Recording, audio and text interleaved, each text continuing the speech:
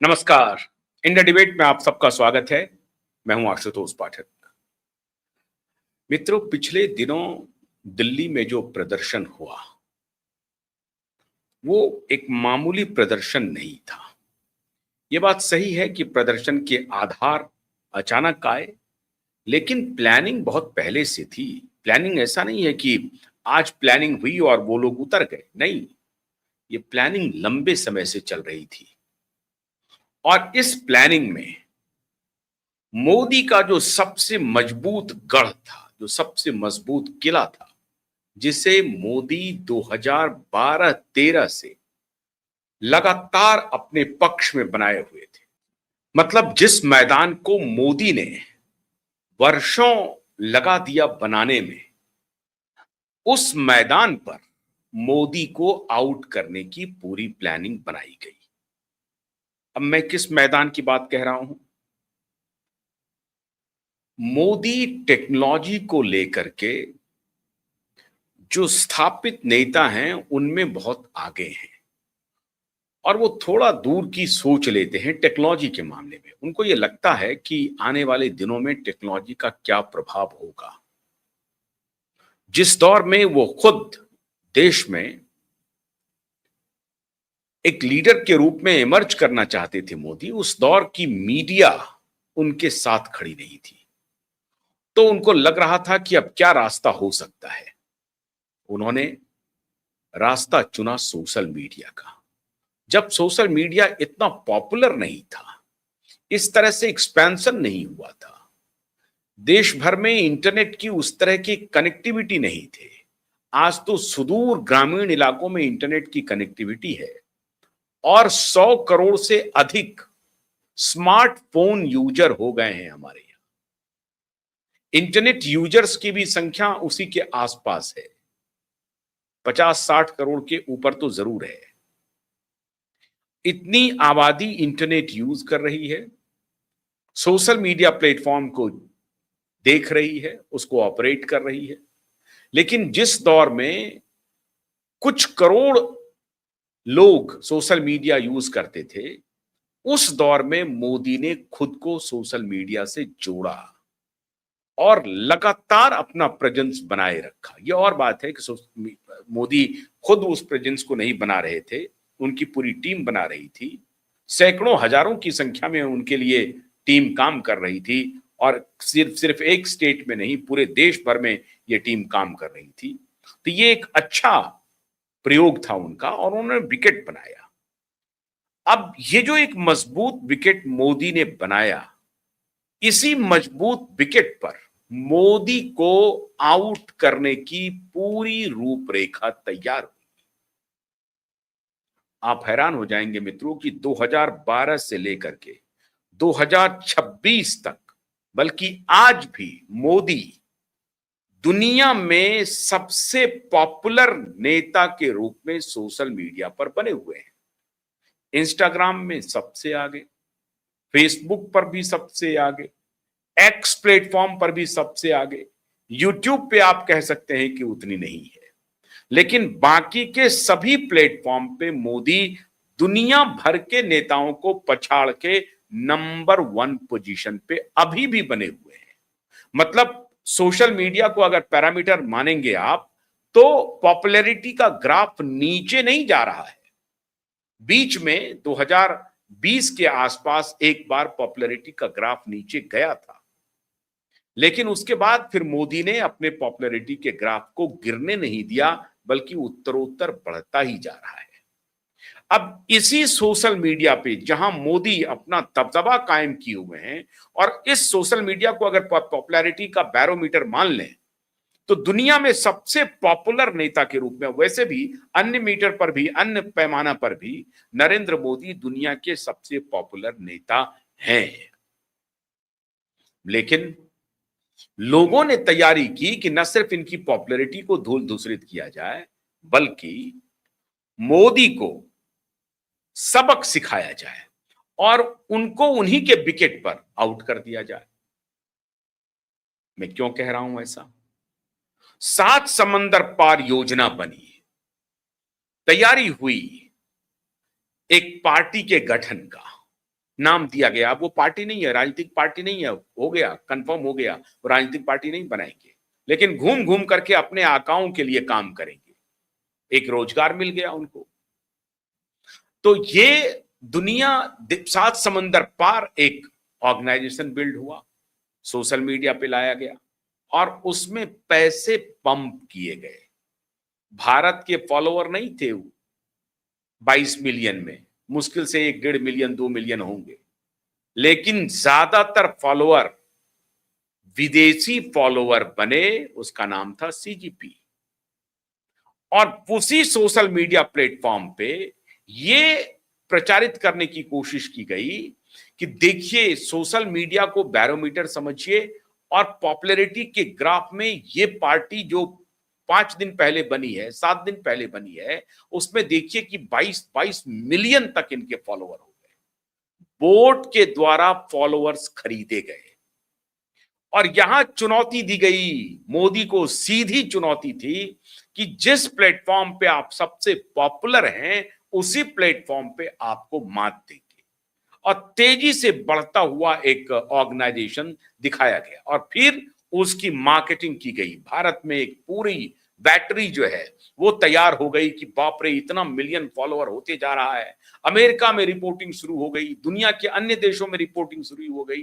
BBC broadcasting जो है, British broadcasting ने खबर चलाना शुरू कर दिया। फ्रांस 24 लग गए, अल जजीरा लग गया, बड़े बड़े मीडिया सो कॉल्ड आउटलेट्स लग गए इसको प्रचार प्रसार करने में। और पूरी प्लानिंग तैयार हुई कि मोदी का जो सबसे मजबूत गढ़ है सोशल मीडिया, इसी सोशल मीडिया पर मोदी को आउट करते हैं। और सोशल मीडिया का सबसे ज्यादा जो उपभोक्ता है वो जेनजी है।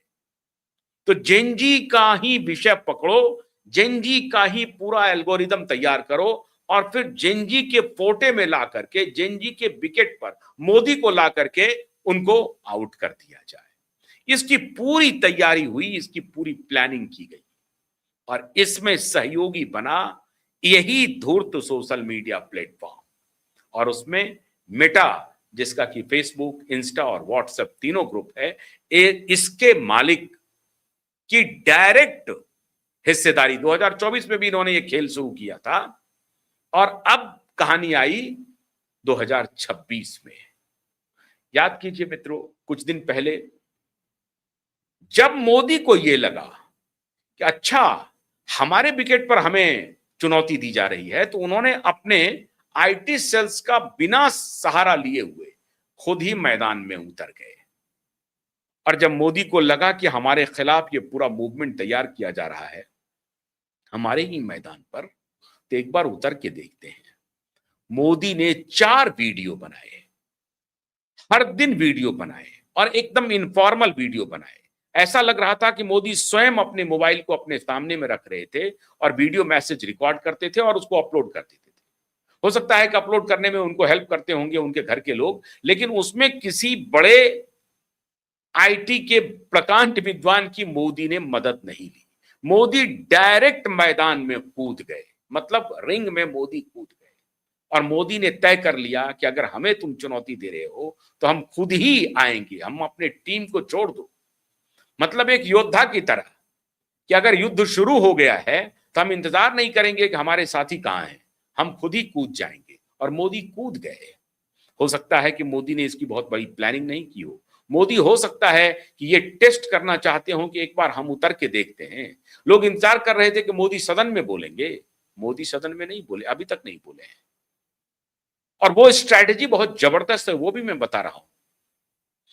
तो पहले मोदी ने 4 वीडियो तैयार किए और लगातार इंस्टाग्राम, फेसबुक और ट्विटर पर भी आया, एक्स पर भी गया, यूट्यूब पर भी गया।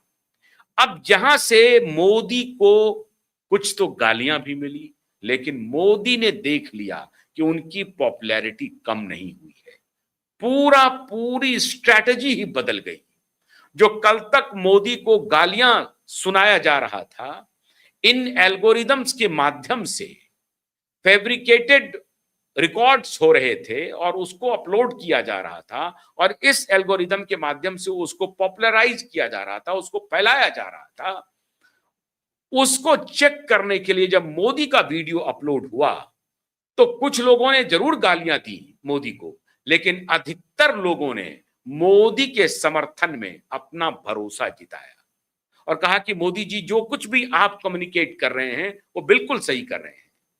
उन्होंने बच्चों जेनजी से कम्युनिकेशन शुरू किया और कहा कि जो पेपर लीक हुए हैं उसके लिए हमने इस बार पुख्ता इंतजाम कर दिए हैं और आपका कंसर्न बिल्कुल सही है। हम आपके कंसर्न के साथ हैं और हम इस गुनहगार को छोड़ेंगे नहीं और आगे फिर ऐसी घटना नहीं हो उसका पूरा बंदोबस्त कर रहे हैं। देखिए साहब, पुलिस इतनी बड़ी संख्या में है, क्या अपराध रुक गया क्या?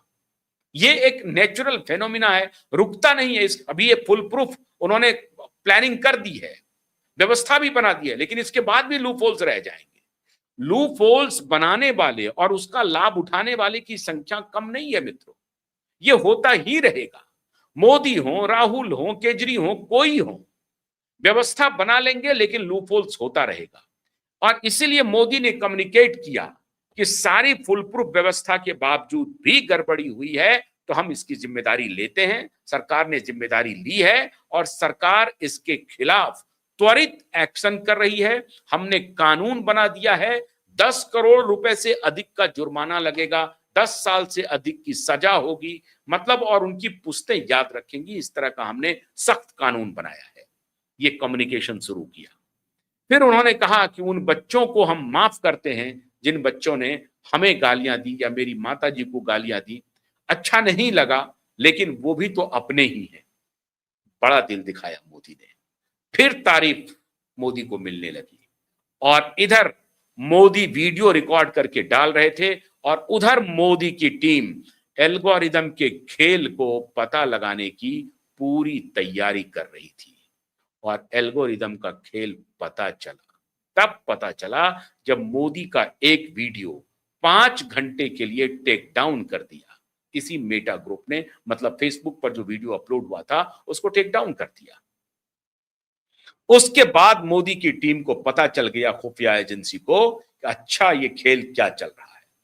और फिर मोदी सरकार ने कहा कि नहीं, अब ये सर से पानी ऊपर चला गया है, अब हम कोई इसमें ढिलाई नहीं बरत सकते हैं। फिर सम्मन गया, भारत में मेटा के जो प्रमुख थे उनको बुलाया गया, उनकी पूरी टीम को बुलाया गया और कहा गया कि मार्क जुकरबर्ग को सीधी माफी मांगनी पड़ेगी। और मार्क जुकरबर्ग को सीधी माफी मांगनी पड़ी। न्यू मैक्सिको, अमेरिका में न्यू मैक्सिको की तरफ से इसी मेटा के ऊपर $537 मिलियन का फाइन है, जो 5,000 करोड़ से अधिक है। और अब कुछ और फाइन, जो अभी 2-3 फाइन एक साथ लगे हैं, वो कुल मिलाकर के 9,000 करोड़ का फाइन अभी लगा है इस मेटा कंपनी के ऊपर। किस लिए लगा है? चाइल्ड सेक्सुअल एब्यूसिव जो कंटेंट है उसको प्रमोट करने के लिए। अब भारत सरकार भी भारत में जांच कर रही है, इंस्टा के ऊपर, फेसबुक के ऊपर, व्हाट्सएप के ऊपर, इस तरह के जो चाइल्ड सेक्सुअल एब्यूसिव कंटेंट को ये क्रिएट करवाता है, बढ़ाता है, उसको प्रमोशन देता है, उसकी पूरी जांच पड़ताल हो रही है। अभी तो माफी इन्होंने मांग लिया है, लेकिन आगे अब इनकी सूरत और सीरत दोनों में बदलाव देखने को मिलेगा। अब इनकी हालत खराब हो रही है कि अमेरिका की तरह क्या भारत भी जुर्माना लगाएगा? चेतावनी बहुत स्ट्रांग दी जा चुकी है भारत सरकार की तरफ से।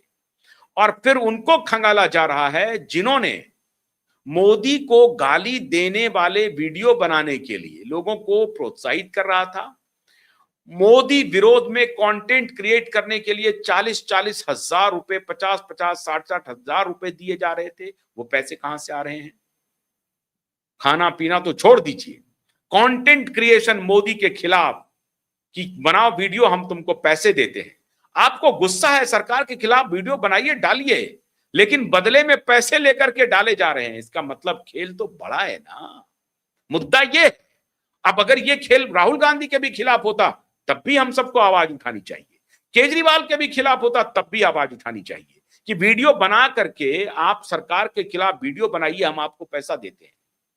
और ये तंत्र विदेश से देश आए और देश में पूरा एक स्लीपर सेल तैयार हो और स्लीपर सेल उनको पैसा देना शुरू करे, ये कहीं से भी उचित है क्या? मोदी की सरकार ने ये पता लगा लिया। अब वो सारे एजेंसी जिसने पैसे दिए थे वीडियो बनाने के लिए, मेटा के एल्गोरिदम उसको सहयोग कर रहा था, उसको इस सब के बीच के कोलैबोरेशन को डिकोड करके अब सारी खुफिया एजेंसी भारत सरकार की रिपोर्ट मोदी के टेबल पर पहुंच रही है।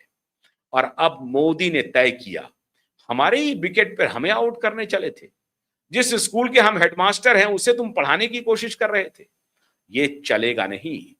और अब मोदी ने पूरी स्ट्रैटेजी, मोदी की पूरी टीम ने स्ट्रैटेजी कर ली है कि सोशल मीडिया जिस तरह के डिविसिव कैंपेन को आगे बढ़ाती है, इनका जो एल्गोरिदम है, समाज में हिंसक गतिविधि को आगे बढ़ाना, राइट्स के वीडियो को आगे बढ़ाना, मारधार के वीडियो को आगे बढ़ाना, सेक्सुअल एब्यूसिव कंटेंट को आगे बढ़ाना, इस सब की पूरी स्क्रूटनी हो रही है। 5 घंटे के लिए मोदी का वीडियो इन्होंने हटाया जरूर, लेकिन अब ये पूरे स्क्रूटनी के घेरे में आ गए। मुझे तो लगता है कि सरकार को इसको पहले करना चाहिए। अच्छे कंटेंट को ये इनका एल्गोरिदम नहीं बढ़ाता है, ज्ञानवर्धक कंटेंट को इनका एल्गोरिदम नहीं बढ़ाता है, वो एल्गोरिदम तोड़ करके दर्शक देखते हैं, वो अलग विषय है। लेकिन कोई भी ऐसी गंदे कंटेंट को इनका एल्गोरिदम तेजी से फैलाता है। तो ये पूरे मस्तिष्क को हाईजैक करने का ये इन्होंने एल्गोरिदम तैयार किया है।